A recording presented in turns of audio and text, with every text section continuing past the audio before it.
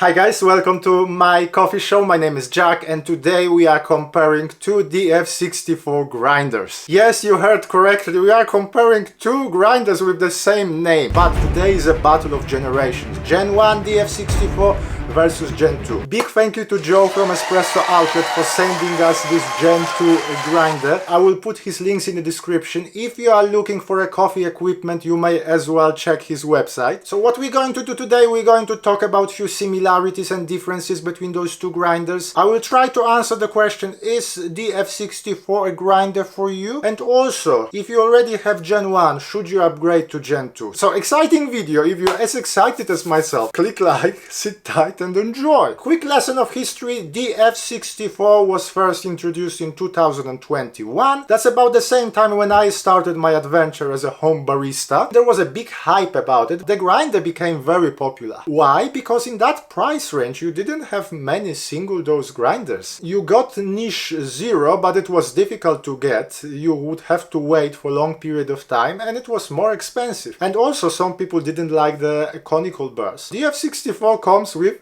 64mm flat burrs. Those are Itamil burrs and they by themselves work really good. But what's great about this grinder, you also have an option to choose from different burrs, and different burrs can influence the flavor of your coffee, both espresso and the pour over. There are no perfect grinders and DF64 was not an exception. So over the last few years we've seen many different versions. My one I think is version 3. Now let's talk about a few similarities and differences. Both of those grinders are tilted. I think it's a 15-degree tilt. I wasn't a fan of the look at first, but now I think it's a kind of a handsome grinder. It fits almost every coffee setup, modern or with more traditional. On paper they weigh the same, 15 pounds, 6.8 kg. When I lift Gen 2 it feels slightly heavier. I don't have a proper scale to check that, so if someone did, please let me know in the comments. Gen 1 you can choose in many different colors, different finishes. My one is metal, but you also can get like a vinyl finish. Gen 2,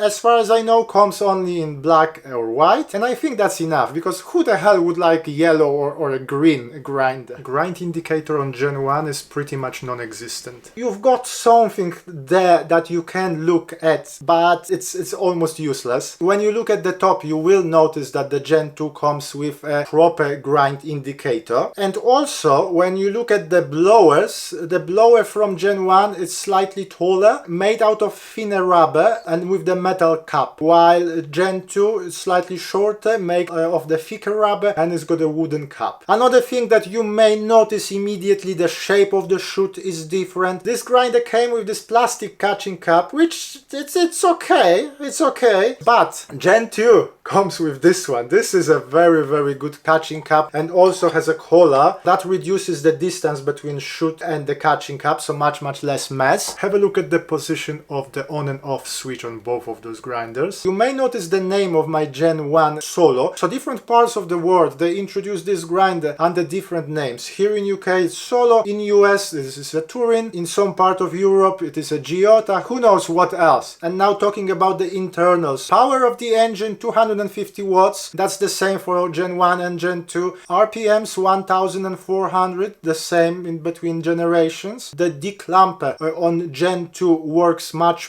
better. With the Gen 1 there was an issue. The shoot was clogging, declamper was pushing the grinds back to the grinding chamber. That was causing the re-grinding. Yes, some people modified the declamper, but it was very difficult to get into that. You had to open the grinder from the bottom and find your way up there. So I haven't, but I bought few modifications. I bought a grind indicator. I bought that slow feeder anti-popcorning thing. Also plastic bit that brings the shoot closer to the cup. But for today's video I will only use the grind indicator. I want to compare those two grinders like if you just open the box, but without the grind indicator it would be very difficult to dial in the coffee properly. Another difference you notice when you open the grinder. Opening Gen 2, well, everything feels like it fits nicely together. The threads are slightly thicker. Gen 1 is a bit more flimsy. You have to apply some pressure to the top. When you take the top burr, you can see the differences how the top burr sits on. With Gen 1 it sits on the springs. Gen 2 is is a different solution. There's that metal bit around. It makes it a bit easier to position the top bed. When you look at the level of mess inside those two grinders, you will notice what I've mentioned before about the regrinding and popcorning. Gen 2 is much cleaner. Also, something that you cannot see is a plasma generator in Gen 2. Plasma generator sounds like something from a sci-fi movie, but it is something that helps with the static. I will show you now the static from both of those grinders. Now remember one thing, and I will probably repeat it over this video. My Gen 2 burrs are still unseasoned. I run maybe 1.5 kg of coffee through them, so they will only get better. So you may notice the difference in the static between those two grinders. When I did the pour over though, the mess was noticeable on both. Now the price of those grinders at the time of recording, Gen 1 cost $350 and Gen 2 $400. There are a few more differences that I've noticed when you grind. Let's quickly do the sound test because there are significant differences. This is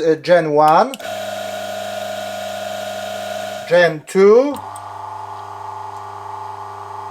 Gen 2 sounds more like DF83, kind of a deeper noise. Now I will grind 18 grams of coffee on Gen 1. Gen 2.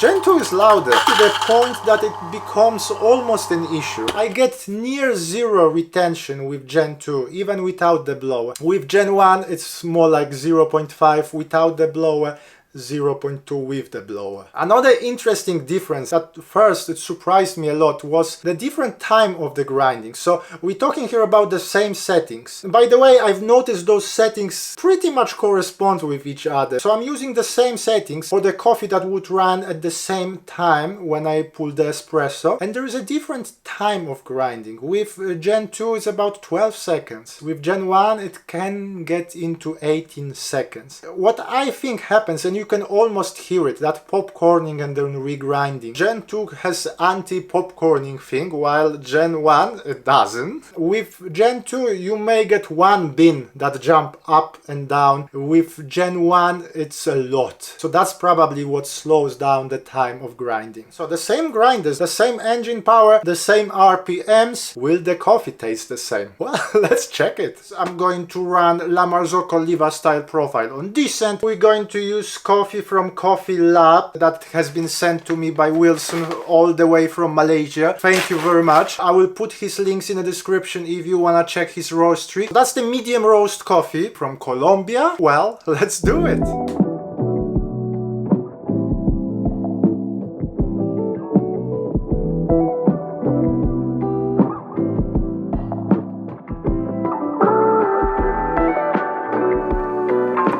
So two shots from pretty much the same grinder, and there is a difference in the taste. The shot from Gen 1, more body, the flavors more rounded. I'm getting more of that deep, rich flavors, chocolate, cherries, less of the fruitiness, the bitterness slightly elevated. There is a silkiness in the flavors, there is some sweetness here and there, not so much in terms of the sourness. Now, the shot from Gen 2, I'm getting less body, notes are sharper, I'm getting more clarity, bitterness is lower, I cannot detect cherries anymore, but I'm getting more of the fruity sourness. I'm getting those, let's call it the mango flavor notes, possibly less sweetness. Neither of those shots I can get the passion fruit.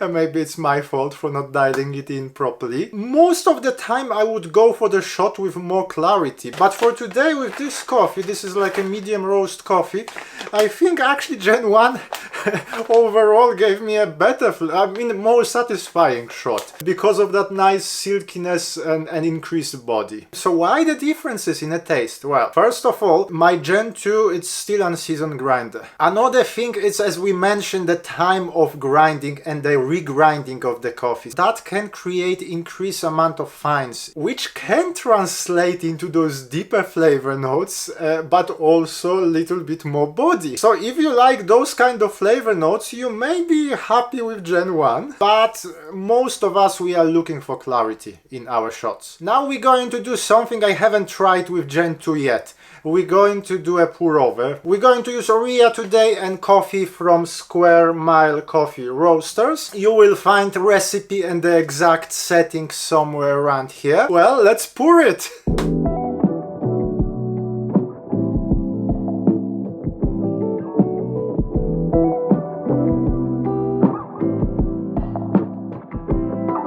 Okay, so the pour over is ready.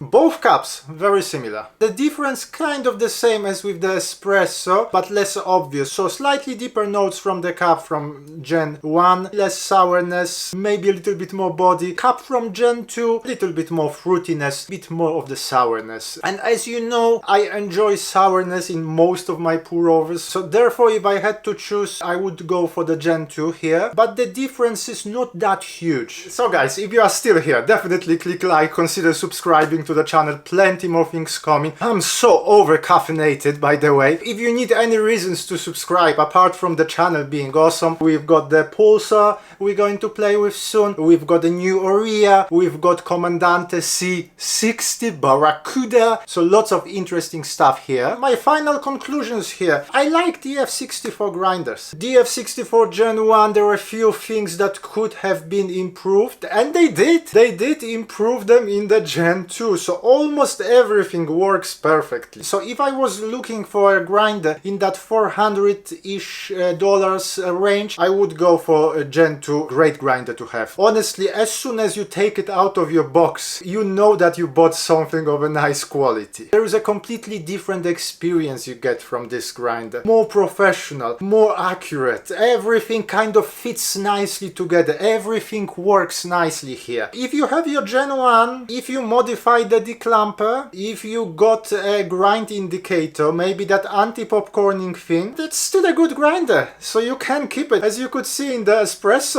test, it actually won today. If you have any experience with DF64 grinders, share it with us in the comments, please. And if you try different burr sets, what is your favorite 64mm burrs? Plenty more things coming, but for today, thank you very much for watching. My name is Jack, this is my coffee show, and hopefully I will see you soon. Thank you, bye!